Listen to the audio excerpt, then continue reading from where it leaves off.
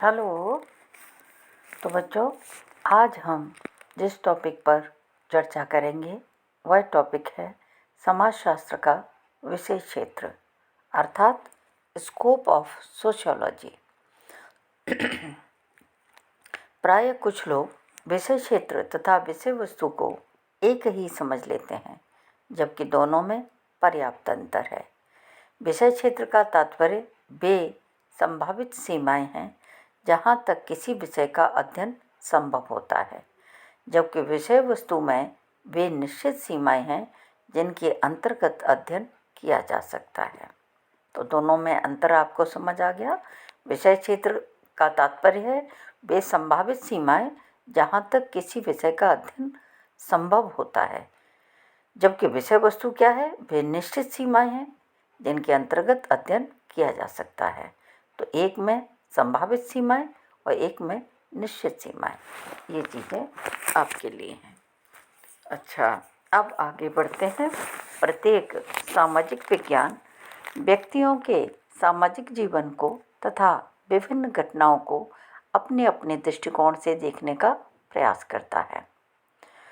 उदाहरण के लिए देखिए, अर्थशास्त्र आर्थिक दृष्टिकोण से देखेगा, राजनीतिक शास्त्र राजनीतिक दृष्टिकोण से देखेगा, मनोविज्ञान मनोवैज्ञानिक दृष्टिकोण से तथा समाजशास्त्र सामाजिक दृष्टिकोणों से घटनाओं का अध्ययन करता है।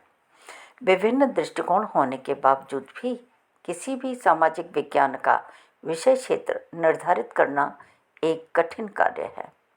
एक आधुनिक विज्ञान होने के नाते समाजशास्त्र में यह कठिनाई अन्य विज्ञानों की अपेक्षा कहीं अधिक है। कार्ल वॉर्टन के अनुसार समाजशास्त्र क्योंकि लचीला विज्ञान है, अतः यह निश्चित करना पूर्ण रूप से कठिन काम है कि इसकी सीमा कहाँ से शुरू करें और कहाँ समाप्त करें। कहाँ समाजशास्त्र मनोविज्ञान तथा कहाँ मनोविज्ञान समाजशास्त्र बन जाता है, अथवा जैविक सिद्धांत समाजशास्त्रीय सिद्धांत कब बन जाता है, हमें पता नहीं चलता। समाजशास्त्र के विषय क्षेत्र के बारे में प्रमुख विद्वान एक मत नहीं है। इसके बारे में हमारे सामने निम्नांकित दो परिप्रेक्ष्य यानी दो दृष्टिकोण उपस्थित होते हैं। पहला है फॉर्मलिस्टिक अर्थात स्वरूपात्मक संप्रदाय या विशिष्टवादी संप्रदाय, और दूसरा है समन्वयात्मक संप्रदाय अर्थात सिंथेटिक स्कूल। तो पहला है फॉर्मल स्कूल और दूसरा है सिंथेटिक स्कूल।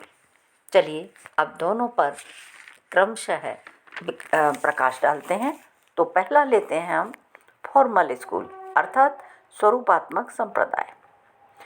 इस संप्रदाय के प्रमुख प्रणेता तथा समर्थक जॉर्ज सीमेल हैं। स्मॉल, बीरकांत, मैक्स वेबर, वॉन वीज आदि विद्वान हैं।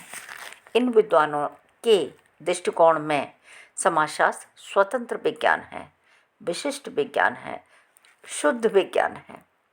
इन सभी विद्वानों का यही मानना है कि समाजशास्त्र स्वतंत्र, विशिष्ट और शुद्ध विज्ञान है। इसका प्रमुख लक्ष्य मानवीय संबंधों के स्वरूपों का अध्ययन करना है। इस संप्रदाय के अनुसार समाजशास्त्र अन्य सामाजिक विज्ञानों की तुलना में पृथक अस्तित्व रखता है।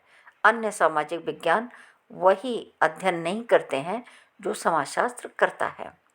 दूसरे सामाजिक विज्ञानों के अध्ययन का लक्ष्य अंतर्वस्तु को समझना है, जबकि समाजशास्त्र स्वरूपों का अध्ययन करता है। ये बात क्लियर हुई। अब आगे देखते हैं।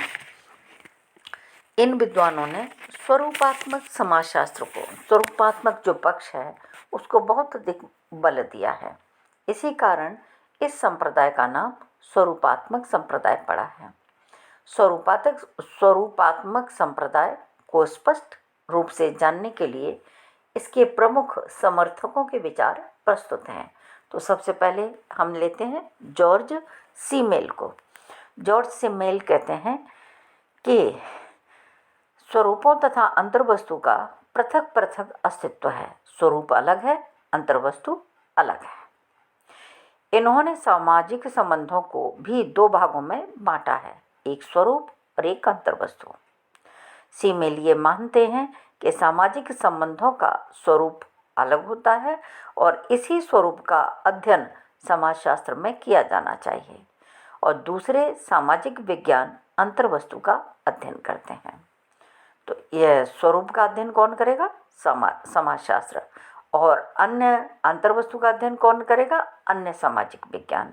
तो ये कहना किसका है? जॉर्ज सीमेल का है। दूसरा राइटर देखते हैं, स्मॉल ये मानते हैं कि समाजशास्त्र सामाजिक संबंधों का विशिष्ट अध्ययन है। इनका मत जॉर्ज सीमेल के मत से मिलता जुलता है। उनका कहना है कि समाजशास्त्र का कार्य सामाजिक संबंधों और व्यवहारों या क्रियाओं के मूल रूप का विशिष्ट अध्ययन करना मात्र है, न कि समाज में होने वाली प्रत्येक घटना अथवा क्रिया का। तीसरा देखिए, वीरकांत भी समाजशास्त्र को विशिष्ट विज्ञान मानते हैं। इनके अनुसार समाजशास्त्र को मानसिक संबंधों के उन स्वरूपों का अध्ययन करना चाहिए जो एक दूसरे को बांधते हैं।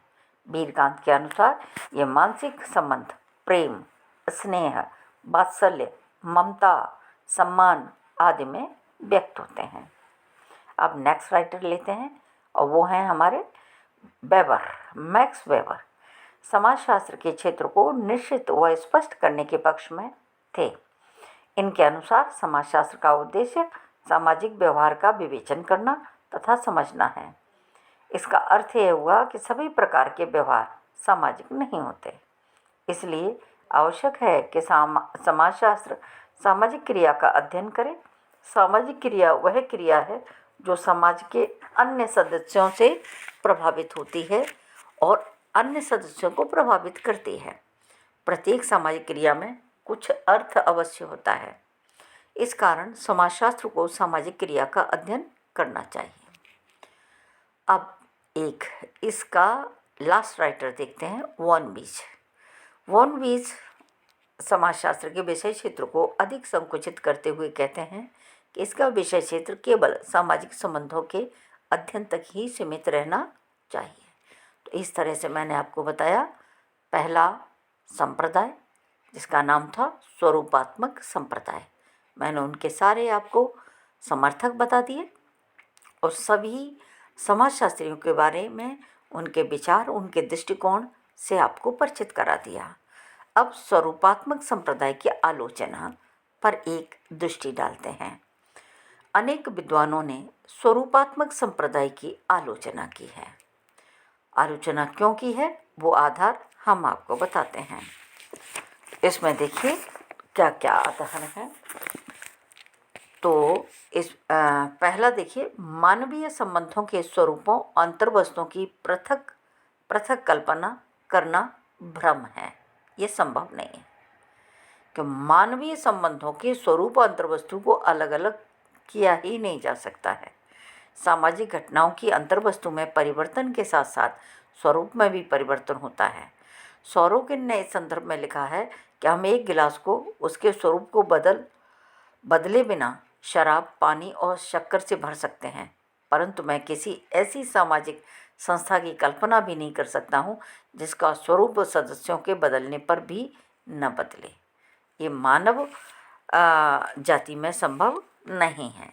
गिलास अलग है, बोतल अलग है, भौतिक वस्तुओं में आप इसे कर सकते हैं, but not in human being.